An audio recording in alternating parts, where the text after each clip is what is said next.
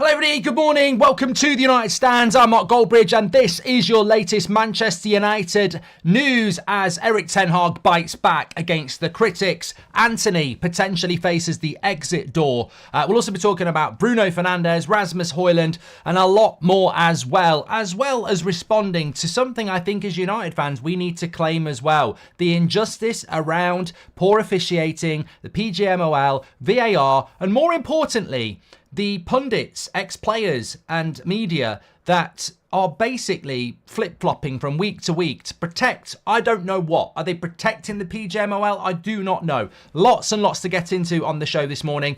None more so.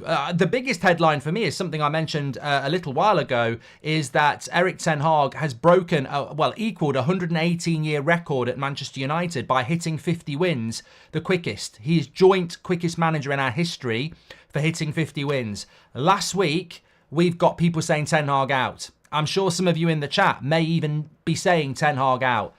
How? And this is what I mean about the power of the media. They can actually try and turn this fan base against the manager. He's just equaled the record of getting to 50 wins. How could, seriously, imagine if Ten Hag got sacked next week. Like, how could that ever be correct? It'd be absolutely ridiculous, and it just shows you how agenda can drive something. I want to talk about Antony, but I also just want to talk very, very quickly. The first thing I'm going to say here is that, you know, it goes without saying, just like Solskjaer, that Gary Neville is a legend of this football club. I've got a lot of respect for him as a footballer of Manchester United. I think he was a brilliant player. He got everything out of his career. And I always liked him as a player, the same way I liked Solskjaer. But Solskjaer was a terrible coach for Manchester United and sunk this club for 3 years, in my opinion. And Gary Neville, look, I don't know whether he's going against United because he wants to appeal to a wider audience. You know, he's got podcasts and everything. I don't know. But I find his commentary just at this point beyond belief. I mean, if he had a personality of being a bit of a joker, then maybe that's what he's doing. But I'm a little bit disgusted, actually, because last night I watched Newcastle Arsenal and obviously the officiating on that was absolutely dreadful. Gary Neville said that the foul on Gabriel by Joe Linton was not a foul. I've played the game. That's not a foul, right? That's not a foul. I've played the game. The Prime Minister and a football has spoken. That's not a foul. A week ago, he said this about the Højlund foul on Rodri. In real time, he gets around him, then lets go of Rodri and he throws him to the ground like most players would. Personally, it's a bit soft and he's not going to get away with it. He's lost his man, he's wrapped him around it and he's got to pay for it. It's a penalty. You don't even need to keep the receipts. It's within a week. It's not even a week, it's 6 days. So he thinks that the Rodri one's a foul, but he thinks that the Gabriel one isn't. And the Rodri one was on a Man United player, and the Gabriel one didn't involve Man United. So Gary Neville thinks it's not a foul on Gabriel when Joe Linton has clearly got arms stretched out like that. But he thinks it is a foul when Rodri throws himself to the floor because Rasmus has got his arm there. It's incredible. I mean, it's completely contradictory at this point. And also, let's just be honest, the Newcastle ball, if that's out, so it's out for Rashford against Brighton as well. You can't have either or. Like the Rashford one against Brighton, if that's given, we maybe don't lose to Brighton. But no, you know, the contradiction again, it's disgusting. And yesterday, can I just say in relation to the offside, subjective offside that was. The reason that McTominay's goal wasn't given is because it was a subjective offside. They will get away with it with the law, but ultimately it comes down to whether you think Maguire impacts on the play. Maguire is technically offside because, you know, the ball comes over past him, he is offside, but it's a subjective offside as to whether you think he has an impact on the play. Let's not forget, Fulham, Man City, Akanji in line of the goalkeeper, clearly offside, swings his foot at it, not offside. Maguire swings his foot at something he's never going to get, doesn't get it. Garnacho then crosses it and we score offside. It's disgusting. It's absolutely disgusting and it needs calling out. I will protect Arsenal, Liverpool, Wolves, Brighton because I know what's happening and I'm seeing it happen to Manchester United all the time. And I think personally where we're going wrong as football fans is we're laughing at Arsenal, we're laughing at Liverpool, we're laughing at Wolves and then it happens to us and everyone laughs at us. Rivalry needs to be put aside here. I don't know what Gary Neville and some of these pundits are doing. Maybe they've got good relationships with Howard Webb. Maybe they've got good relationships with the PGML. Maybe they're being told to say these things. But This is a sport that people spend a hell of a lot of personal emotion on. They spend a lot of money on as well. And it's an absolute disgrace how this is just being swept under the carpet by the likes of Carragher and Neville coming out and going, it's a goal, you know, it's a goal at the end of the day. Fans just need to get on with it. I mean, the sheer volume of shit decisions. Man United have had that Brighton one where the ball clearly should have been a goal. You know what they said on the VAR for the audio, for the ball? We can't tell whether it's in or out, so we can't make a decision on it. But they can tell if it was out for Man United against Brighton. They don't have the tech.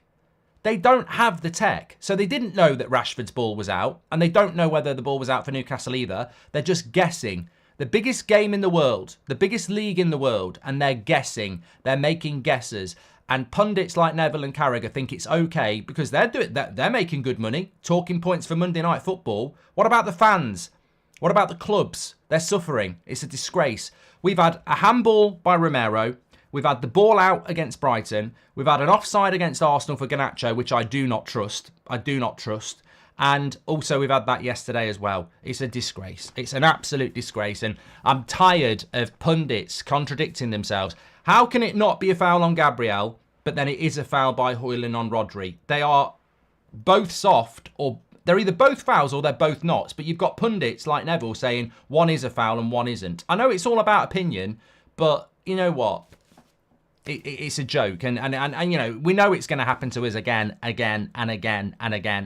at some point, it's going to happen in an FA Cup final, or it's going to happen in a Champions League final, or it's going to happen in a game where you could lose the title or get relegated. It's disgusting, and I think fans need to unite and do something about it. We're the United stand. We're about Manchester United, but the wider picture in football, fans should be doing a lot more. It's a disgrace. I saw it for Wolves yesterday, Arsenal yesterday. It's happened to us. It's happened to Liverpool. It's happened to Chelsea. It's happened to Brighton. It's a bloody joke. And these pundits sit there on their golden throne pontificating, it's definitely not a foul. How can you say it's definitely not a foul? You know, absolute jokers. And they need calling out, in my opinion. Anyway, let's get back onto the United stand. We're going to start off about Antony. Story coming in from the Mirror this morning that Manchester United may be looking at Barbosa, who is a Brazilian forward, and it could involve Antony going on loan the other way. I don't think for 1 minute that Antony is going to get... Dr. Kempo says, can we talk about yesterday's game and poor performance? I'm going to talk about this in a minute, mate. I'm more than happy to talk about that because I think you're talking arse, but I'll tell you why in a minute. But let's talk about Antony because he was one of those players that played poorly yesterday. Look, I mean, there's two ways of looking at this. Antony is scapegoated. You know, I really, truly believe there is a British bias in this country, and I think that certain players get away with things that Antony doesn't. Let's be honest, if Antony had been out partying until the early hours after the Manchester derby, he would be already on a plane deported to Brazil by the media. We know that. He does get treated completely differently to certain players, and we should call that out as well. On the pitch, though, you also need to call out he is not living up to even a £50 million price tag at the moment. He's way off it. I believe there is a player in Antony, and I do like him, but I'm not going to sit and lie and pretend that, you know, everybody who says he's playing badly is wrong. I think there are a lot of players out there that are playing badly at the moment. Do I think Ten Hag would consider loaning Antony? Absolutely not. Do I think that Ten Hag would consider doing some sort of swap deal for Antony? No, I don't.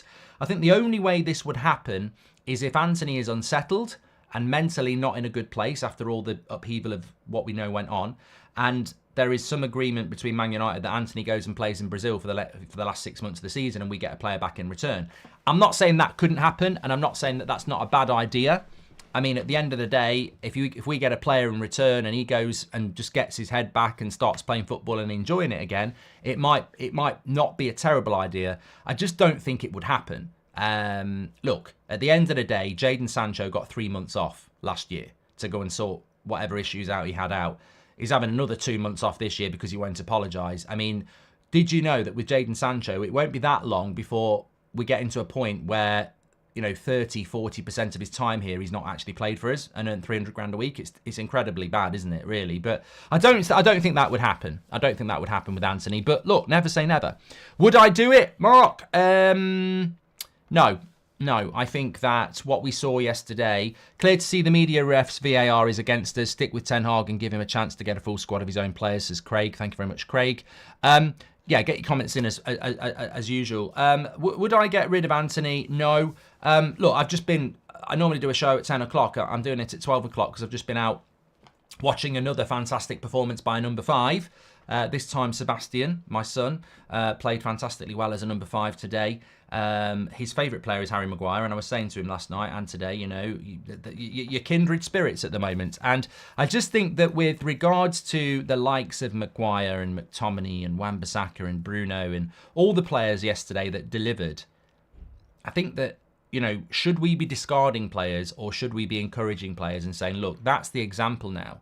This is what we want to see. And I still think that there is an opportunity for Antony to work his way back. But on the other hand, I think against Copenhagen, you've got to be starting Garnacho and Pellistri. I mean, if you don't start Pellistri on Wednesday, I mean, there's something very, very wrong in the world of football, isn't there? So, look, Antony's got to fight for his place the same way as Rashford. I think they're very similar at the moment. They're both...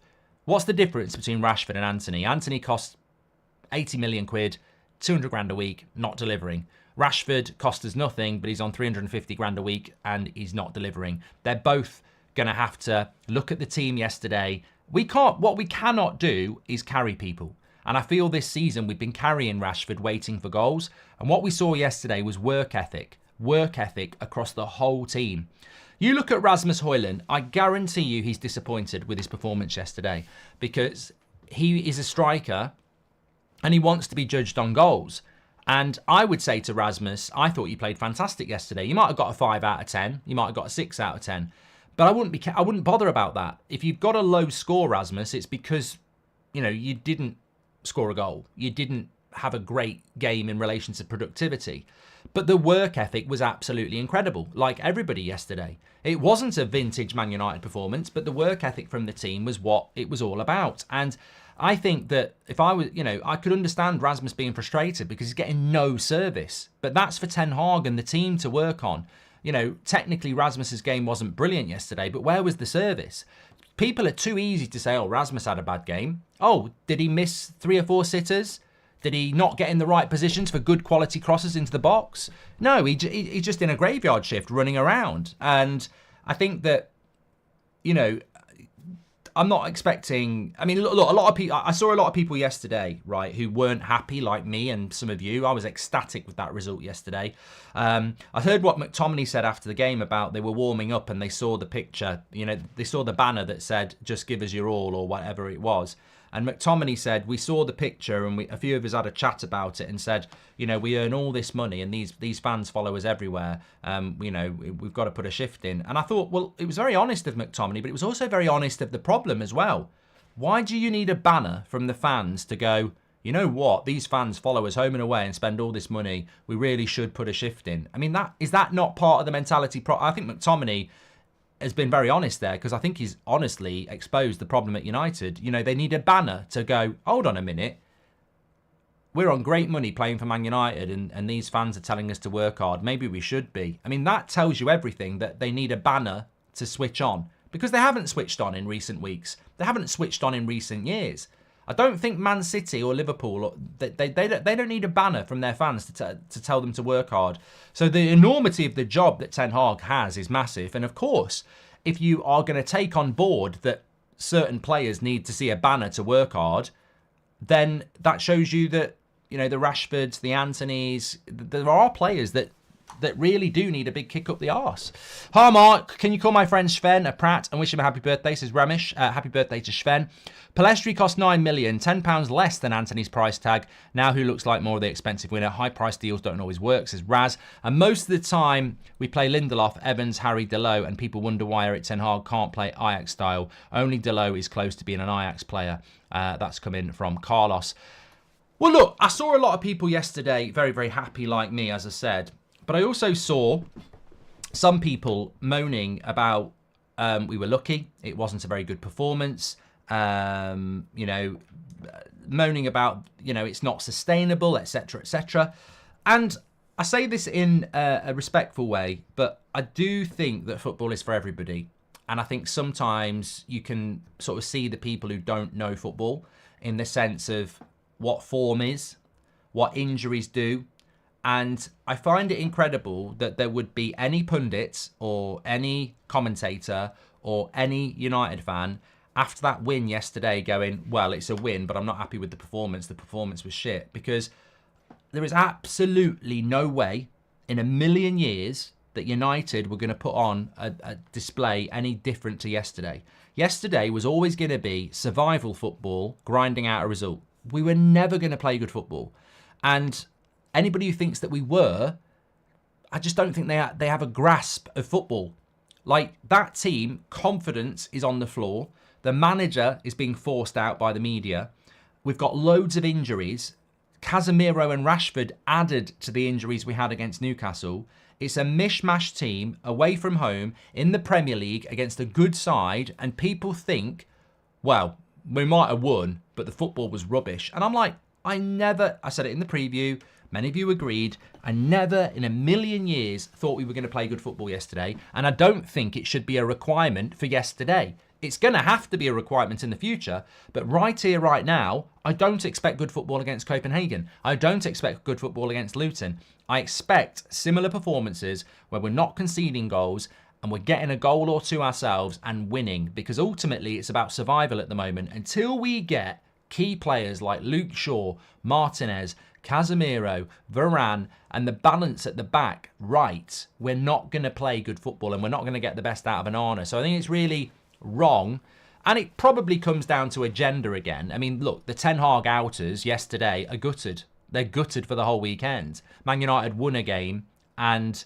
you know, people have said to me, you know, you can almost imagine what some of the reactions were if they were doing streams and stuff of these people who don't like Ten Hag.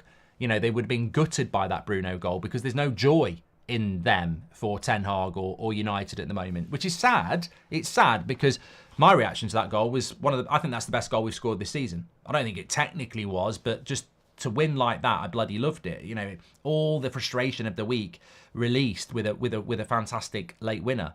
But we were never going to play good football yesterday, and I think this is sometimes where you need to call it out because there is some unfair criticism of Ten Hag. There's some unfair criticism of Bruno Fernandes. I mean, look, 2 weeks ago, people are saying get rid of the captain. Bruno, he's a joke. He's a disgrace. I'm sorry to do this to Gary again because it's not all Gary Neville. He's entitled to his opinion. He's a legend of this club. But I've heard Neville scrutinise Bruno Fernandes horrifically. Accuse him of wanting to sub himself at Anfield, which he didn't. We've seen him sat there with Roy Keane and that saying he's not a captain of Manchester United. And then he's commentating on the Newcastle game yesterday where Bruno Guimaraes is acting like a bloody petulant thug and he's not calling him out at all. Bruno Fernandes won Manchester United the game yesterday. He never stops running. I'm not saying he's in the form of his life, but he never stops running. He always leads from the front. His pressing is relentless. And he won us the game. Like, what more of a captain do you want? And look, if Maguire had the captain's armband on yesterday, you'd say that was a captain's performance as well. I think people showed leadership yesterday. And also, I think the players showed that they are in tune with Bruno Fernandes as the captain as well. So I just think that some of the criticism is very unfair.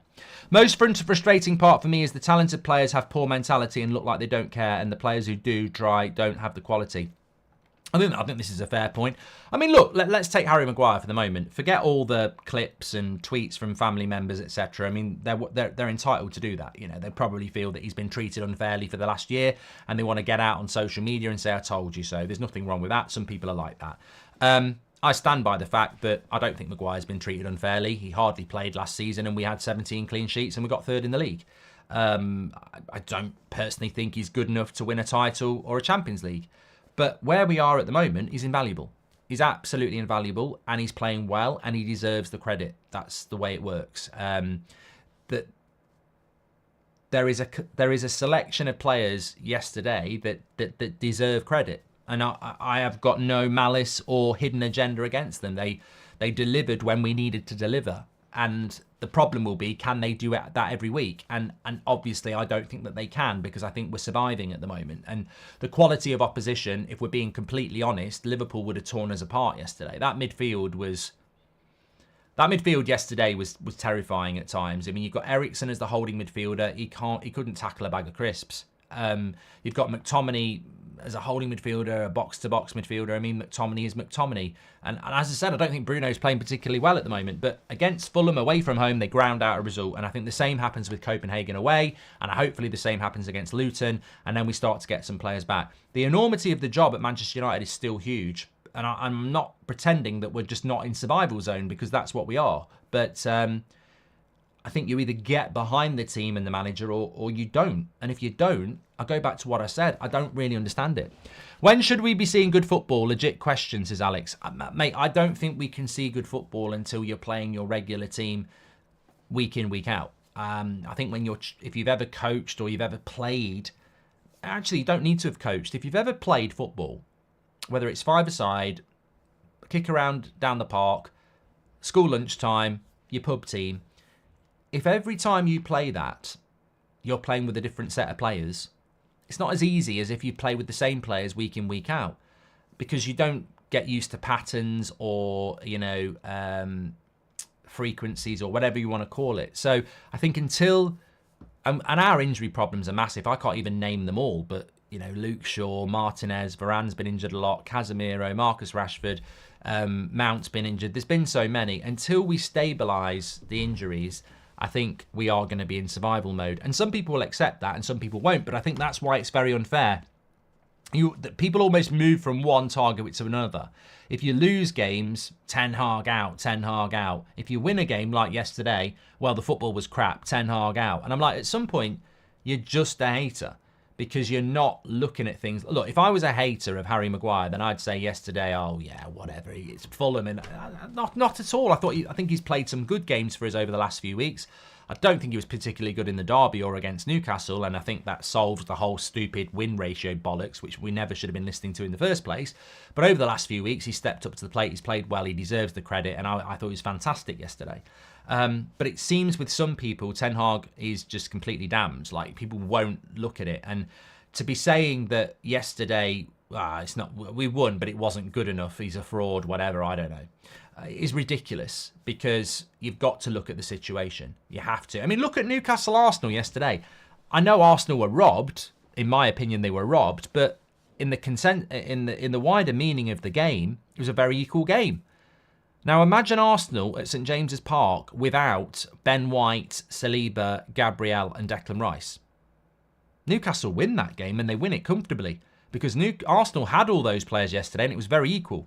Now, why is it different for Arsenal than it is for United? If Arsenal play without those players I've just mentioned, they're going to struggle. But we play without Casemiro, Varane, Martinez, Shaw. We should be playing great football. See what I mean? I'm trying to explain the illogical mind pattern of these Ten Hag outers, that they just won't cut him some slack.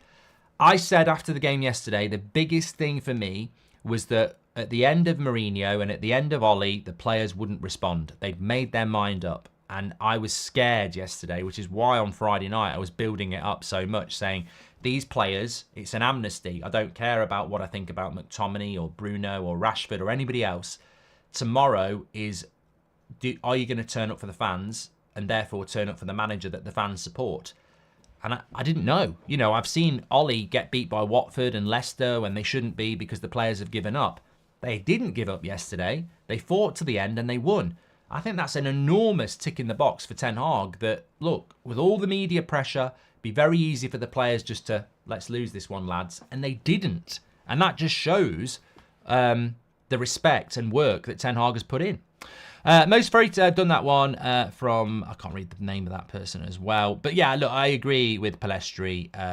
He has to play. He has to play on Wednesday night. And if he doesn't, then yeah, we're gonna be in big trouble.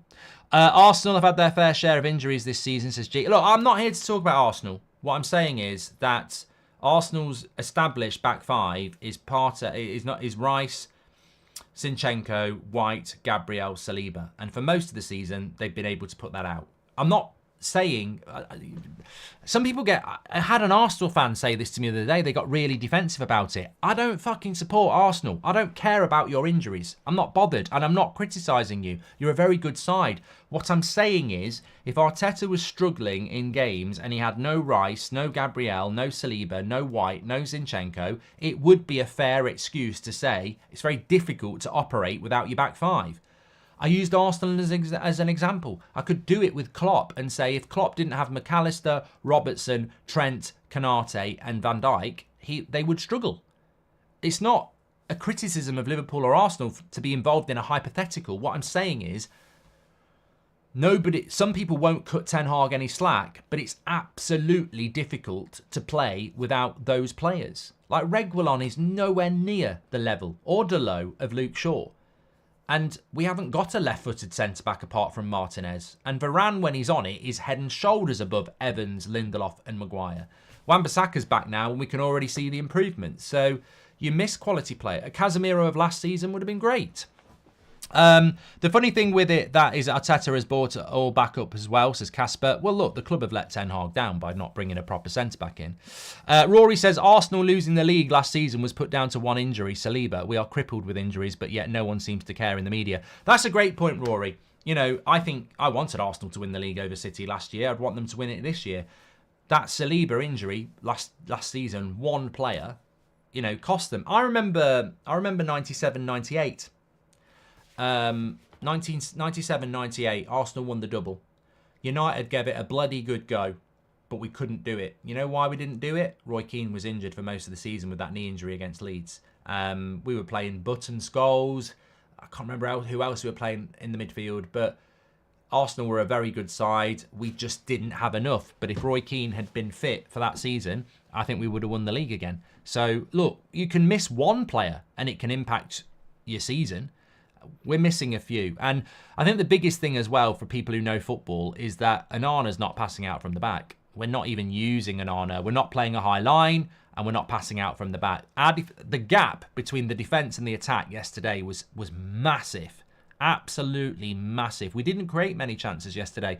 Højlund was completely and utterly isolated because the gap between Højlund and the back line was massive. And the reason it was massive, quite rightly, I'm not criticising Ten Hag or the centre-backs.